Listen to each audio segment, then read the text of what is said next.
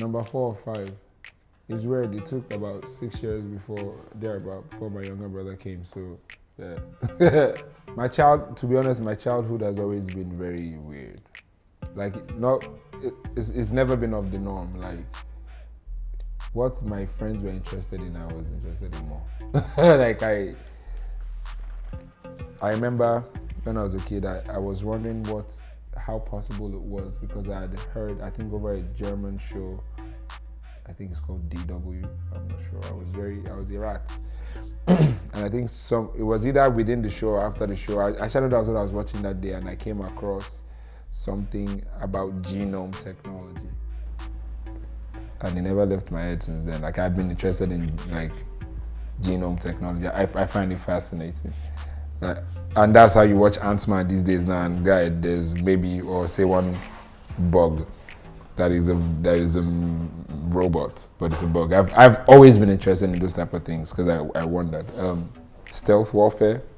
I think I learned that playing Metal Gear Solid. I was like, okay, so if soldiers can, no, it was actually at a documentary as well. Like, if soldiers can wear a certain type of suit, if they're fighting at a certain shade of day, you won't see them. Like, my friends would look at me like this are they mad. So that's how my growing up has always been. I've always been very interested in very weird details.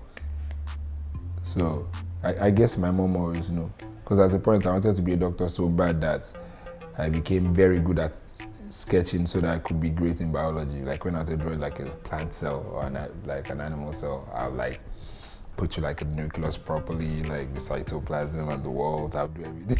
Like, I was just a weirdo. But yeah, so that's how growing up was. But I had a lot of friends because I could also vibe with them. I felt bullied too at certain points because I was a different kid. Like, it didn't make sense to everybody. Like, we're in Lafayette in a barracks, and me, I'm there talking about, like, I heard about this thing called genome technology.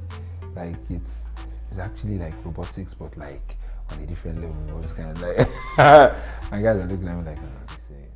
Yeah. And if you know, in Nigeria, you know that people like that, you usually just, weird guy. You always laugh, like, this one, you know, till they talk, you always talk off. So that was what growing up was like for me. But I had fun with it. My exposure to reality was different from my peers. I was, I don't know, maybe some people say it's bad parenting, but hey, we're making money from it now, right? Like, I was exposed to like Ice Cube's album, Rake One, at a very, very, very young age. And now, it's simply because my parents are not, like, in their head, my mother, Tupac, at Biggie, that's the end. Like, but before then there was nothing, so nobody knew anything hip hop, rap. They knew rap, but it wasn't like they knew about like NWA or Dr. Dre or Snoop Dogg. So me, I just go and buy CD and just be. And since my parents are not very, very Oyibo people too, now, so I can be there hearing someone talking about murder for my friends just. That, yeah, so I was the one just finding out. So I started to develop interest in rap. Then one of these days I was walking from I was passing by block 4, and Shola, Becker's eldest brother, we call him Simple D, he was there, V Flammer was there, Cheche was there, Wuro Cheche, Lema was there, I think Hercules was there too. So they were beatboxing, and I remember the freestyle he dropped that knocked me off, like, wow. Because I had always taken these things into cognizance, like little things. And the guy goes, yo, I'm about to unleash the dragon, like the tattoo on Cisco's eye. Yeah. Some have him singing like a choir. I'm like, hey, okay, what's this? Like, okay, I like it. Like, yeah, it's rap, okay. So I went home and I started giving them that for every evolution, there's a revolution. So like, pretty much just writing stuff. I was just learning. Yeah, so it was like, I now started to find out more about the art form and things and it was easy for me to like pick up a Jay-Z line, for example. Like, one day I'm checking the calendar, I'm like, Jay-Z said this thing, it says, no 2 days are alike except the 1st and 15th, pretty much. So I was checking the calendar and I realized that 1st and 15th were the same days. So if the 1st is Monday, the 15th will be Monday. Well, also the 28th. So like, I think I realized 1st, 15th, and 28th. I think. I'm not sure about the 28th, but I know that how I found out about that Jay-Z line was I was checking calendar to exam school, exam dates, and I was like, wait. I don't know how, but my mind saw that if the 1st of a month is Monday, the 15th of that month will be Monday. So no 2 days are alike except the 1st and 15th, pretty much. Doing that with a Jay-Z line, it was such an interesting world for me to experience. It was like, wait, so I can actually like sit down and the interconnectedness of everything. I can actually say, you make me feel the way that thing made me feel, but if I check how it made me feel, that's how I feel now. Like, I could be in that world where I could bring the past to the present and the present to the future, and nobody will question me, and it will be celebrated as art. Why not that idea? So that's how rap started for me. It was putting these things and making sense of everything. And before I could say, boom, I just became this rapper that they'll call me Posh Butter. I know, Posh Street.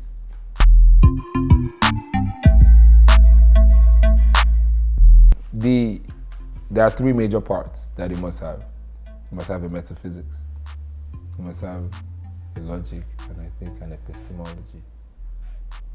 I think. Yeah. And then you could swing in ethics in and out, but then again, ethics can only be like a way of thought and not which is also a philosophy, you know what I mean? But it doesn't have to be because ethics vary, but origins are origins. Spirituals are spiritual. The logical is the logical. But the ethical can be dependent on different determinisms. People are ethical based on different things that determine why they're ethical. So yeah, but you can swing that in back and forth. So with the music, will I talk about my origin? Yes. Nowadays I'm writing music about, let me tell you, since when I've been clever. It was since when people thought I didn't know what I was doing, but I just wanted the meat over the eba. Now that's a theory of knowledge, but with an etymology, like with an origin. You got what I mean? Like, yeah. So the theory of knowledge, the epistemology of that exists. The spiritual, of course, music, mostly. Genuine music, selfless music. I'm fighting a battle. Like, I actually want to get to the highest point of selflessness of music. Selfless music, or that point, is a spiritual existence that only the like Fellas and Bob Marleys had pierced. Well, yeah, a lot of them actually, to be honest. But the best example I can give now is Fela and Bob Marley, because that's, maybe everybody will know how spiritual Celine Dion is. So there's that part. So all the things that make up a philosophy, if you have it in your music, I guess that's what makes it timeless, because those concepts are forever constant. But it's hard.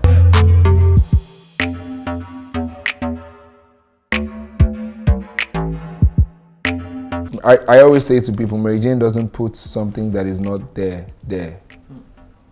You just have to find it. But whatever you do for recreation and you have fun with it, that's your business. Of the 1 million, do you watch Rick and Morty? Of the 1 million possibilities in this life, which of the Mary Janes are you referring to? But how would you know the one I refer to? Do you know me? White dresses can be worn by anybody. The beauty of art is you can think I'm talking about something else when there's another song titled Legalize It. You'll be amazed that it's about marriage. But yeah, it's like I said, I found out that I can make you think I'm saying this, whereas I mean this. Why not be there?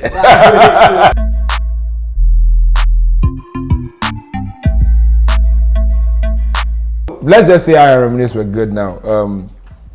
What had happened then is usually good for hip hop, usually good for rap.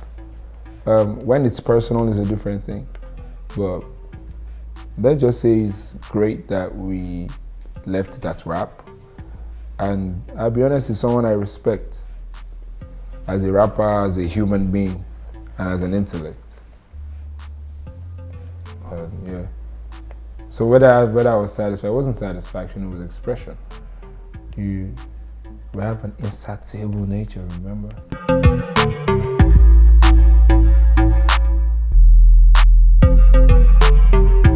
Everybody regrets being in a scuffle or in a disagreement. Everybody regrets that, because if you could, you wouldn't be in that. I don't know anybody who could have rest of mind but decide to go through headache. Like, I don't know anybody in this life that was like, guy, pick rest of mind and pick headache, you'll go pick headache. Nobody. Everybody just wants to chill. So when you say that and like, oh yeah, like you regret having that fight because you saw that whole heated back and forth, plenty anxiety that you didn't need. Like, yeah. Yeah, it doesn't make sense, right? So you must regret making such a stupid decision. And that's it. It's actually genuine. I don't think I press people, because this started from a conversation, I think, at an event that they did a press briefing for a year ago or earlier this year. And everybody's been writing on it from the wave angle of he says he regrets this. Like, it's not a bad thing. It's him just actually being open. Like, I'm just saying my truth. Like, I regret it. It's a stupid thing to do. Fighting is a stupid thing to do. That's one thing I stand against on Lagos Island. Whatever else we do, don't worry. We'll see that whole fighting and we're going to kill each other and everything. Ugh. I mean, nothing that happened, but come on. So when you say you regret those type of things, because it's just the energy is just unwanted. Like, you don't need it. Nobody, you don't need them. Nobody won't marry wife and get problem. You understand? Because you go regret constant fights. So yeah, that's what that meant. It didn't mean anything special or press-worthy. I get a lot of awkward moments simply because I don't believe in things people believe in. Even though sometimes as a human being I may want what they want as well, like the concept of money. I just also feel like, as gingered as I am about money, you get something I'm going to say, let me think about it, I'll get back to you. But no. So I get a lot of awkward moments because I think differently. But I'm used to it. It's fine for people not to understand you. As long as you understand them that they don't understand you, you'll be fine.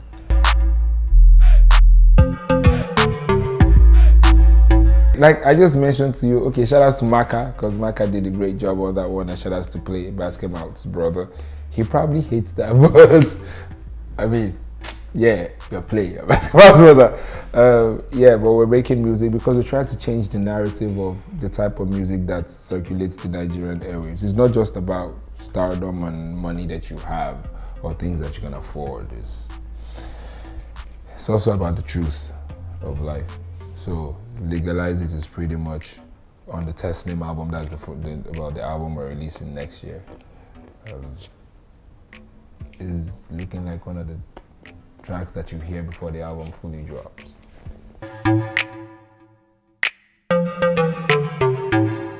The rap dialogue is the official beginning of like so if you're going to hear me on records that are not mine, like beats that are made by, say, foreign producers or music song that's been released by foreign artists, if I'm going to be on that level, there's a new wave of connect, and that's what the rap dialogue is. But now let's have a conversation. Let's have a conversation about things all of us think, but we act like we don't.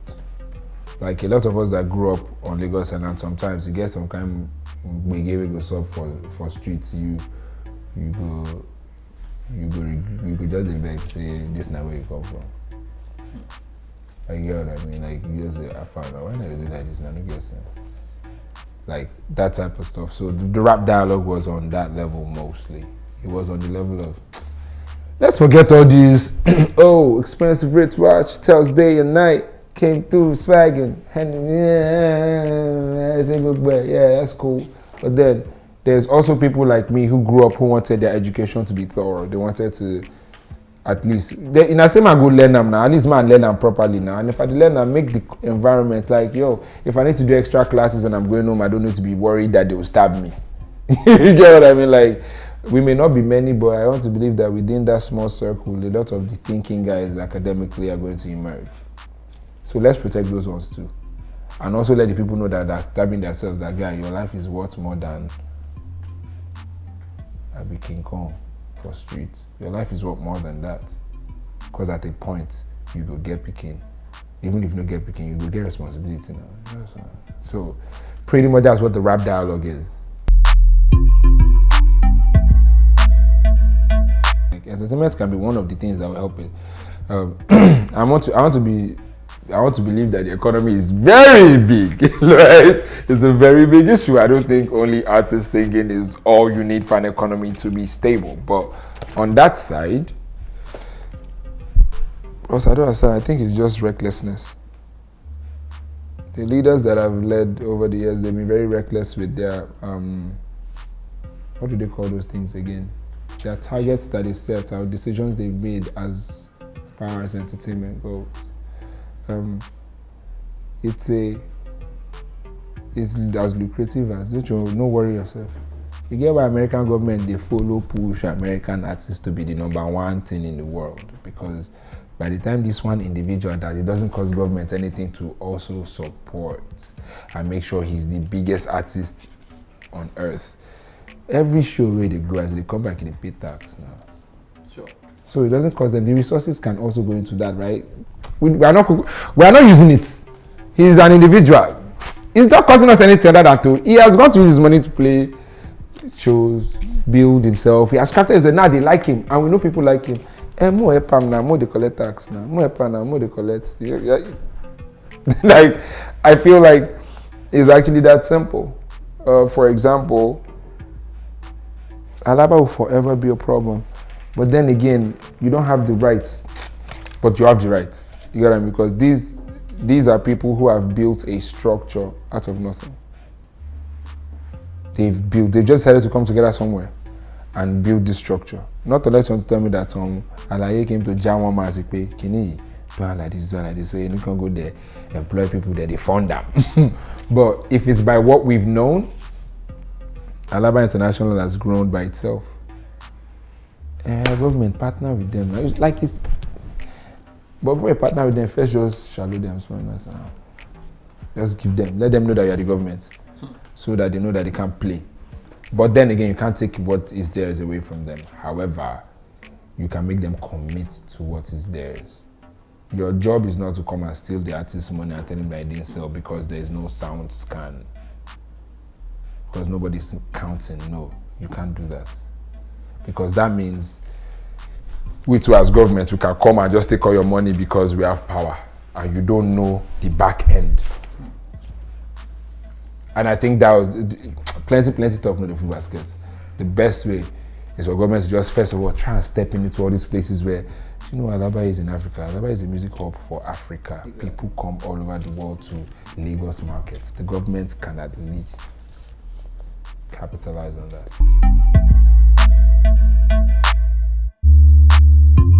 We have to get to the point where in Nigeria we don't blame people. We try to understand them. Upon blaming somebody, you are very exposed. You are very exposed to getting aggravated and speaking angrily.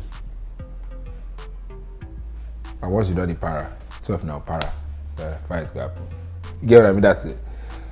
We have to try to start to understand, which is why the position of rulership can't be occupied by just anybody. You have to sit down and be like, okay. Like, I feel personally, any average Yoruba person can attest to this. Oh, Rawan Egbe. She got Egbe and she. Like, but then I'm not also blaming her parents, because now when I say it to my mom, she says, I buy money, which is very valid. They say she show Kogbona, right? That's what it is. So now those of us that have the capacity to understand, let's try and understand, okay, why are Nigerian youths not charging for positions of, say, of maybe higher or stronger office? From when they don't born you now, you've been comparing yourself to the other person. They've been telling you, can't you see Mr. So-so son? He's wanting. So you've not even ever been raised at a point where you have a mind of your own. Or a child fails an exam and you beat the child. So you tell me say person will fail, no they feel bad. And if you don't feel bad that time, don't worry, by the time you see children for class with them, don't worry, it's life. You that are the parents, all the they catch up, no worry. It's life, it's will. Like it will. So we have to start to, I think it was Singapore or one of these countries that went into that level. We have to start to go to the grassroots and enlighten the future of today. The future of today, enlighten those people and say, it's okay for you to not like Fuji and be a Yoruba person. It's okay. It doesn't mean, and you like country music, it's okay. In your near, in koto wue lo tasi, it's okay. But you too, don't judge somebody else based on something you like and they don't like. You see when we start to raise those type of core values in schools with the children that are grown to grow up to go and be in the office, right? You know that your boss can't just come and call you a bastard and call you funny names, not because it's not your guy, because you are a human being. And once all those things start to happen, we'll start to have people who are more confident in, okay, you respect me as a human being. First of all, forget the car, forget the house, everything. We know, don't worry yourself. If you know Sabi chop Oyinbo food, you'll talk and say, I don't know how to eat it, and you won't be ashamed because they will judge you. You see, once we have those type of things, people who understand that they can be cancelled will be cancelled law. And once they see presidential aspirant, they know this one are presidents. In thinking, I feel them, and they won't be envious or think, forget thinking, if I get money, I go. That ruins a lot of stuff. So I feel like it's a lot, they are calling us to go. I feel like it's a lot, it has a lot to do with the grassroots. A few people are exposed, but we don't know I'm finished. But let's now start from the scratch and start to do it so that the next people that are growing with the mindset that it's okay for you to not be a doctor and be a technician. It's okay. It's okay for you to be a dancer. It's okay. A rapper, a singer, an instrumentalist. It's okay. So that you are not comparing yourself that it's an opportunity. I know like I'm there now. It's okay for you to appreciate where you are in. So that other people, that way we will have like it's hard. It's going to take a lot of work. But you have to sanitize people. You have to keep sanitizing people about humanity. And I think the moment the government stops to separate the people, the government will be better.